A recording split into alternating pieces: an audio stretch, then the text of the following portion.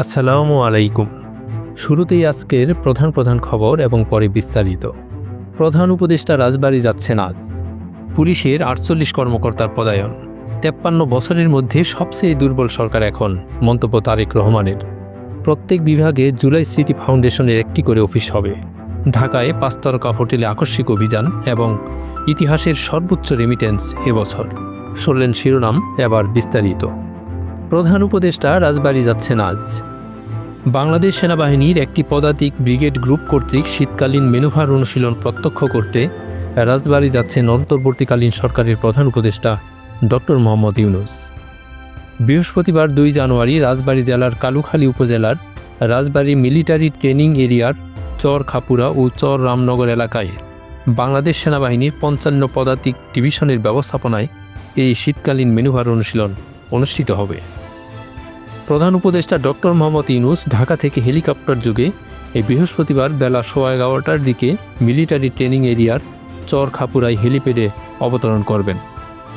প্রধান উপদেষ্টাকে অনুশীলনস্থলে অভ্যর্থনা জানাবেন সেনাবাহিনীর প্রধান জেনারেল ওয়াকারুজ্জামান, নৌবাহিনীর প্রধান অ্যাডমিরাল মোহাম্মদ নাজমুল হাসান, বিমান বাহিনীর প্রধান air chief marshal Hasan Mahmud Khan এবং ৫৫ পদাতিক ডিভিশন ও area commander Jessore area major general JM Imdadul Islam. প্রধান উপদেষ্টা ঘণ্টাব্যাপী মেনুভার অনুশীলন প্রত্যক্ষ করবেন। এরপর তিনি সমাপনী বক্তব্য দেবেন। অনুষ্ঠানে প্রধান উপদেষ্টার সঙ্গে অন্যান্য উপদেষ্টা, সশস্ত্র বাহিনীর ঊর্ধ্বতন কর্মকর্তাগণ এবং গণমাধ্যম ব্যক্তিবর্গ উপস্থিত থাকবেন বলে জানা গেছে। বাংলাদেশ পুলিশের ৪৮ ঊর্ধ্বতন কর্মকর্তাকে বিভিন্ন ইউনিটে পদায়ন করা হয়েছে। বুধবার ১ জানুয়ারি রাষ্ট্রপতির আদেশক্রমে স্বরাষ্ট্র মন্ত্রণালয়ের জননিরাপত্তা বিভাগের পুলিশ এক শাখার উপসচিব আবু সাঈদের সই করা এক প্রজ্ঞাপনে তাদের পদায়ন করা হয়। জনস্বার্থে জারি করা এ আদেশ অবিলম্বে কার্যকর হবে বলে প্রজ্ঞাপনে উল্লেখ করা হয়। এদিকে পুলিশের অতিরিক্ত পুলিশ মহাপরিদর্শক পদমর্যাদার ৩ জন কর্মকর্তাকে বাধ্যতামূলক অবসরে পাঠানো হয়েছে।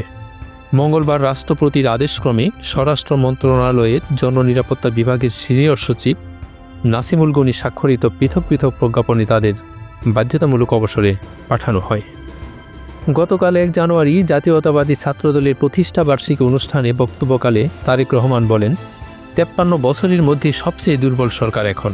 অতি দ্রুত নির্বাচনের ব্যবস্থা করলে দেশ সংকটমুক্ত হবে বলে মন্তব্য করেন তিনি।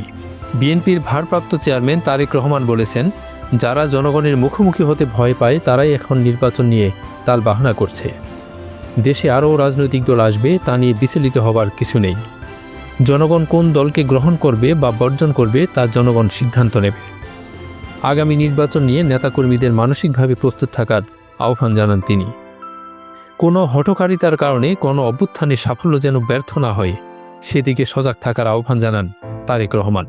তিনি আরও বলেন, সংস্কারের আড়ালে দ্রব্যমূল্য নিয়ন্ত্রণ কার্যক্রম ব্যাহত হলে জনরোষ তৈরি হবে। জুলাই স্মৃতি ফাউন্ডেশনের জন্য প্রত্যেক বিভাগে একটি করে অফিস নেওয়া হবে বলে জানিয়েছেন জুলাই শহীদ স্মৃতি ফাউন্ডেশনের সম্পাদক ও নাগরিক কমিটির মুখ্য সংগঠক সার্জিস আলম। ফাউন্ডেশন থেকে প্রাপ্ত অর্থের জন্য নিহত ও আহতদের পরিবারের সদস্যদের যাতে ঢাকায় আসতে না হয় সেজন্য বিভাগীয় অফিস নেওয়া হবে বলে জানান সার্জি।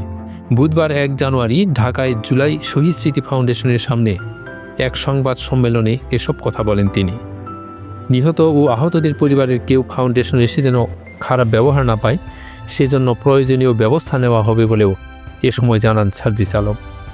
নিষেধাজ্ঞা অমান্য করে ইংরেজি বর্ষবরণের রাতে অবৈধ মদ ও বিয়ার বিক্রির অভিযোগে রাজধানীর কয়েকটি ৫ তারকা হোটেলে অভিযান চালিয়েছে মাদকদ্রব্য নিয়ন্ত্রণ অধিদপ্তর নার্কোটিক্স। এতে হোটেলগুলোতে আয়োজিত কথিত ডিজে পার্টি সহ পাশ্চাত্য ধাঁচের নানা অনুষ্ঠান পণ্ড হয়ে যায়। সংশ্লিষ্ট বেশ কয়েকজনকে গ্রেপ্তার করা হয়েছে।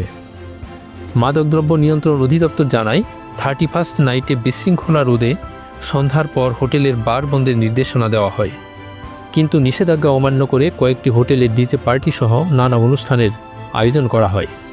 এমনকি হল ভাড়া দিয়ে অনুমোদনহীন এলাকায় মদ বিয়ার পরিবেশনের ব্যবস্থা করা হয়।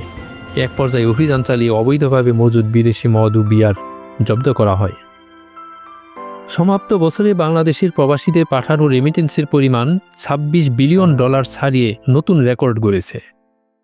2024 সালে বিশ্বের বিভিন্ন দেশ থেকে ব্যাংকিং চ্যানেলে প্রবাসী বাংলাদেশিরা $2,689 কোটি সমপরিমাণ বৈদেশিক মুদ্রা পাঠিয়েছেন বলে জানা গেছে। এর আগে এত বড় অঙ্কের রেমিটেন্স কোনো বছর আসেনি, অর্থাৎ বাংলাদেশের ইতিহাসে এটি এক বছরের সর্বোচ্চ রেমিটেন্স বা প্রবাসী আয় আহরণ।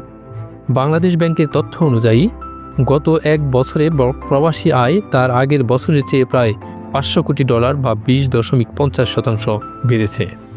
গত আগস্টে রাজনৈতিক পট পরিবর্তনের পর অন্তর্বর্তী সরকার দায়িত্ব নেয়। এরপর থেকে প্রবাসী আয় বাড়তে থাকে, যা বছরের শেষ মাস পর্যন্ত অব্যাহত ছিল। এ সময় প্রতি মাসেই $200 কোটি বেশি প্রবাসী আয় এসেছে। এর ফলে 2024 সালের পুরো বছরে রেকর্ড পরিমাণ প্রবাসী আয় এসেছে। এ ছিল আজকের প্রধান খবর। সঙ্গে থাকার জন্য ধন্যবাদ।